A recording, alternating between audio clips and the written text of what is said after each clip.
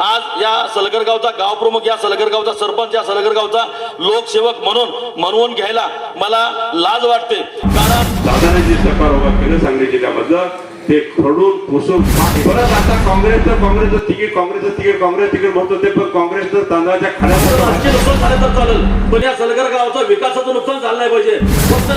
फक्त या सुरेश संजय काकाच्या पाठीमागे प्रचार उभं करायचं, फक्त दुसरं कोणतंही कारण नाही.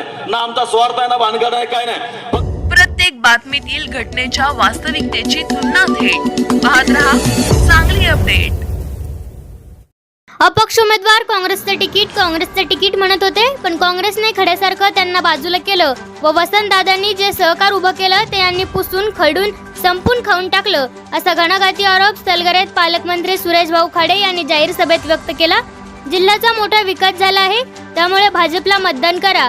तसेच या भागामध्ये जे रस्ते झाले ते काकांनी केले, भाजपने केले, मोदी साहेबांनी केले, त्यामुळे मोदी साहेबांसाठी हे मतदान झालंच पाहिजे, असंही ते यावेळी म्हणाले. यावेळी स्थानिक विकासासाठी आपण संजय काकांचे काम करत असल्याचे तानाजीराव पाटील यांनी सांगितले.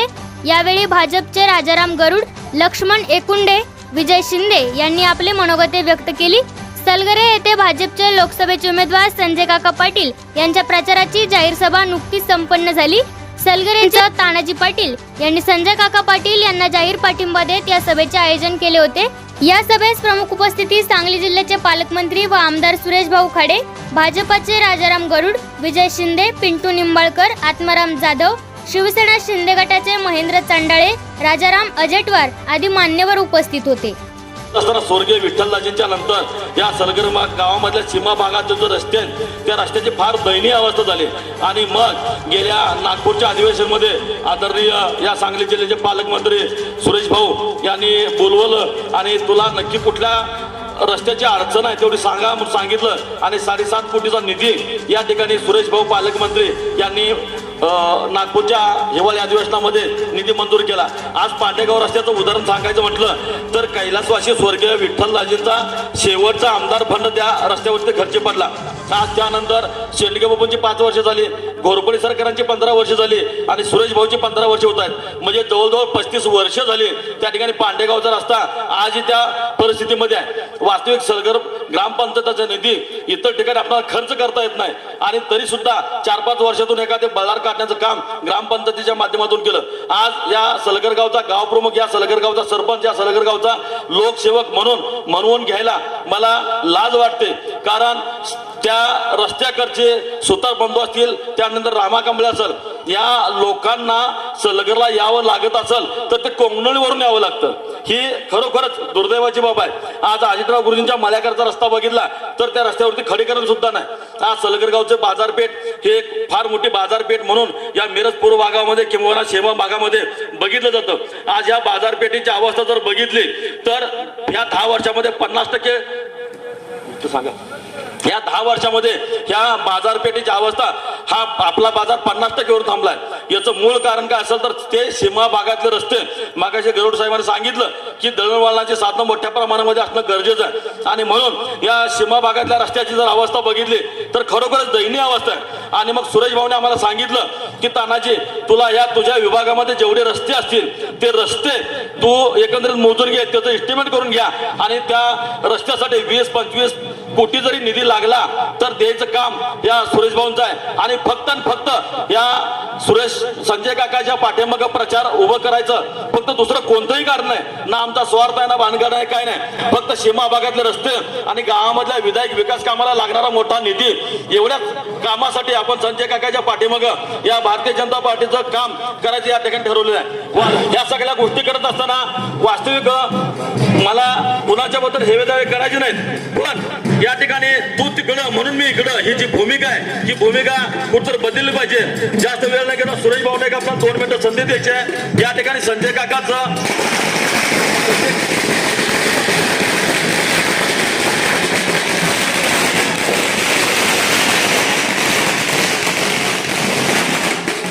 या ठिकाणी या सांगली जिल्ह्याचे पालकमंत्री सुरेश भाऊंचं आगमन झालेलं आहे. त्यांचं या सलगर नगरीमध्ये सहर्ष स्वागत करतो. वास्तविक भाऊंनी मोठ्या प्रमाणामध्ये निधी दिलेला आहे आणि भविष्य काळामध्ये द्यायचं सांगितलेलं आहे, अभिवचन दिलेलं आहे. फक्त आणि फक्त एवढ्या कामासाठीच या ठिकाणी सुरेश भाऊच्या पाठीमागं आणि संजय काकाचं काम करायचं या ठिकाणी ठरवलंय.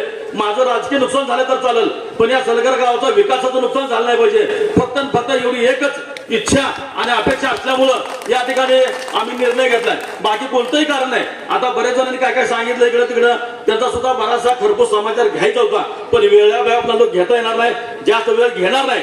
या ठिकाणी त्या संजय काका उमेदवार नसून त्या ठिकाणी तानाजी पाटील उमेदवार आहे असं समजायचं. आणि सलगर मध्ये जसं ग्रामपंचायतीला इतर निवडणुकीला मोठ्या प्रमाणाचं मताधिक्य दिलं जातं, अशाच पद्धतीचं मताधिक्य या ठिकाणी मोठ्या प्रमाणामध्ये द्यावं अशी कळकळीची नम्रतेची विनंती या ठिकाणी करतोय. निवडणुकीच्या निमित्तानं आज प्रचारासाठी इथं आपण सगळे जमलेलो आहोत. प्रथमतः मी दिलगिरी व्यक्त करतो, मला उशीर झाला कारण 3 सभा होत्या, पण तरी पण तानाजींचा आग्रह होता की भाऊ तुम्ही येऊन जावा. काय झालं काय नाही झालं, किती राहिलं किती राहायचं किती करायचं त्यांनी ते आढावा सगळा तुमच्या समोर मांडलेला आहे. ही निवडणूक तेवढीच महत्वाची आहे की आपल्याला मोदी साहेबांना आपल्याला पंतप्रधान करायचं आहे. आणि पंतप्रधान करत असताना निश्चितच आपलं कर्तव्य बनतं की 10 वर्षाचा मोदी साहेबांचा विकास, देवेंद्र भाऊंचा विकास हा जर आपण मांडला गेला तर आपल्याला भर भरून दिलेला आहे. आज प्रत्येक घरात मोदी गेले.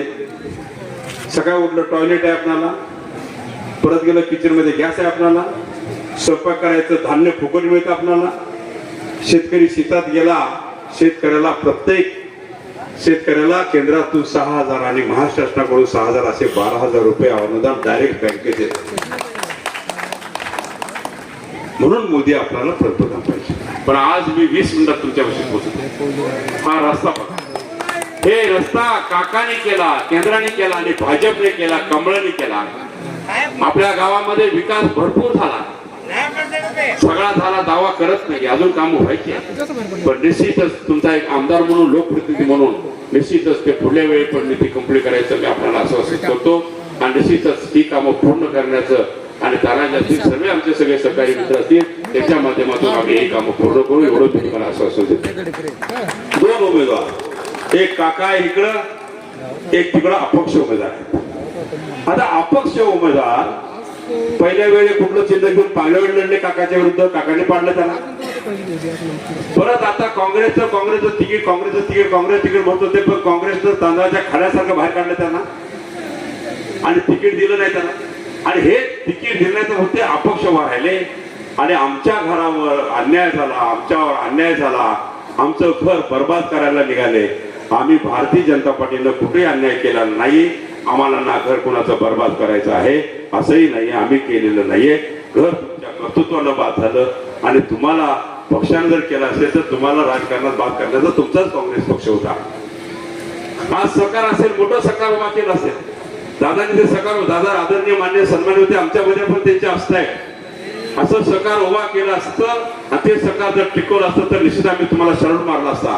पण आज दादाने जे सरकार उभा केलं सांगली जिल्ह्यामधलं ते खरडून पुसून पाक यांनी खाल्लं. आणि आज सांगायचं की आम्ही खासदार होण्यानंतर आम्ही हे करू. अरे अपक्ष खासदार दुर्दैवानं झालं, अपक्ष खासदार निवडून आल, काय करायचं?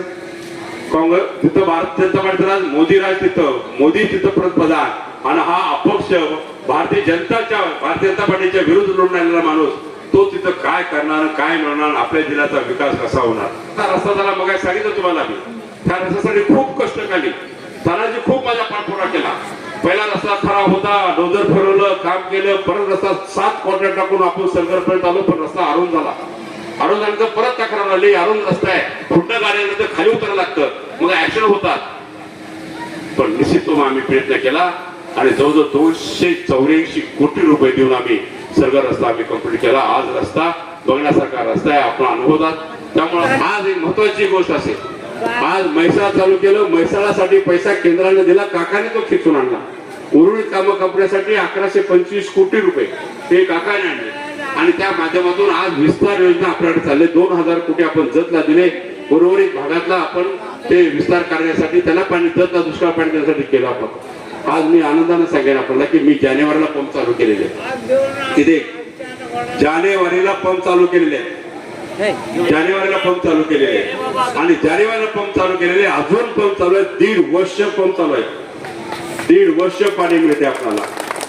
मी म्हणलं नाही माझं इलेक्शन कुठलं आलं नव्हतं आणि इलेक्शन संपलेलं नाही आहे हे कुठलं माध्यम नव्हतं. जर पंप चालू झाले नसते तर 72च्या दुष्काळापेक्षा जास्त दुष्काळ, कठीण परिस्थितीमध्ये आपल्याला जायला लागलं असतं. अजून पंप चालू आहेत आणि ते पंप चालू असताना पाणी जे दिले आपल्याला ते पाणी फुकट दिले. पालकमंत्री राहताना आम्ही कॅबिनेट मध्ये मांडलं, जर आम्हाला दुष्काळ जाहीर केला असेल तर आमच्याकडे पैसे मागता कशाला, आपण भरा पक्षी.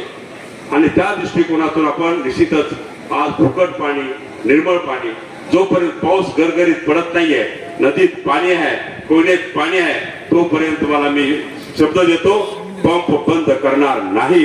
तोपर्यंत पाणी आपलं चालू राहील. हा उद्देशाने निश्चित आपले प्रयत्न चालेल. म्हणून